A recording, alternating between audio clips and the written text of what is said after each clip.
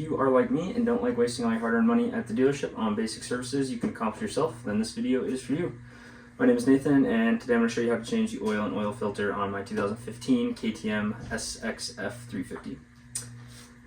This is an extremely simple process. Just about anybody can do this with some basic hand tools they probably already have. If you don't already have the tools and you're interested in doing this job, they can be had at any hardware store or automotive parts store relatively inexpensively.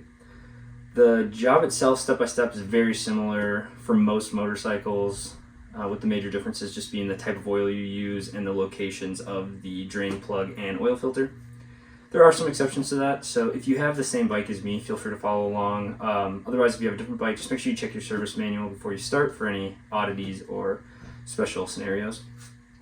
A little background about myself: I was an aircraft mechanic for 8 years in the Air Force and learned a lot of my mechanical skills there. Prior to that, I also learned a lot from my dad growing up. He was an aircraft mechanic in the Air Force as well.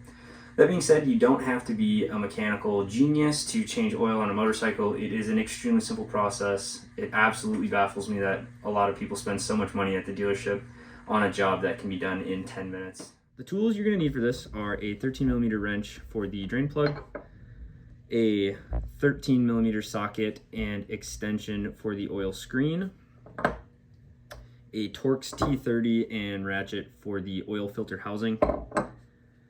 This isn't totally necessary, but a pair of snap ring pliers helps out quite a bit. The old filter, when you go to pull it out, it's recessed into the engine a little ways, and it's kind of hard to grab onto, so these help you grab onto it and pull it out. I've done the job without these before, and it is possible. This just makes it a little bit easier. You're also going to need a new oil filter.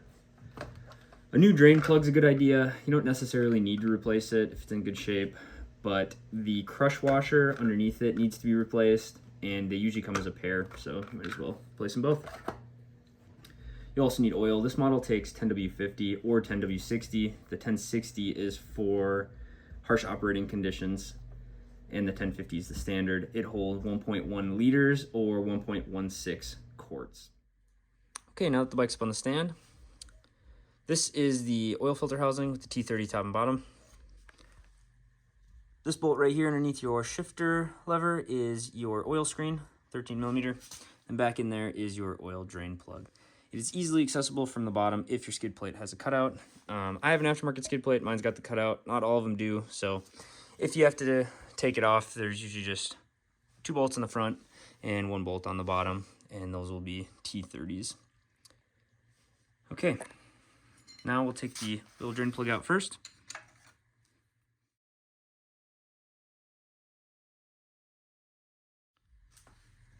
Okay, and then once you get it loose, make sure you don't drop it in the pan or you'll be going fishing.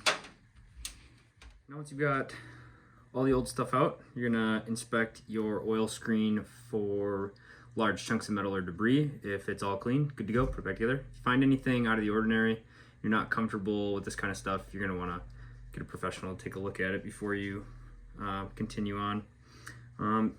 You'll take the old oil filter and inspect it. The accordion paper just peels apart. You'll want to go around and just check for, same thing, big chunks of debris or large pieces of metal. And if that's all clean, you can go ahead and throw that away, and you'll be reinstalling the new one.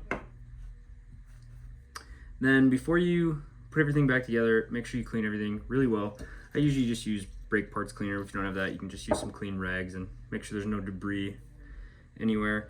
Your oil filter cap has an O-ring. Make sure that's in good condition. You don't want any nicks or cuts or any debris in there. So you can take that off, clean it out real good, or replace it if it's bad. Same thing on your drain plug. We're going to be installing a new one, but you want to take the old one and look at it. The tip is magnetic, so any metal should stick to it. Make sure there's nothing large or odd stuck to it. If it's just little tiny fine pieces of metal, that's normal wear and tear, and it is good to go. And then inspect your crush washer, make sure it doesn't have any large nicks or cuts. It's brand new, so it should be good, but always double check. Now put the drain plug back in and tighten it, put the screen in and tighten the cap, tip the bike over slightly so you can fill the filter housing with oil. Try not to make a mess like I did. Then put the filter rubber side first, the cap, and then tighten the 2 Torx bolts. You remove your oil plug, and put the remainder of your 1.1 liters or 1.16 quarts into this hole. The only thing left to do now is clean up any messes you made, start the bike up, check for leaks, and enjoy. I hope you were able to learn something from this video and now feel more comfortable doing this basic job yourself and saving a few dollars at the dealership.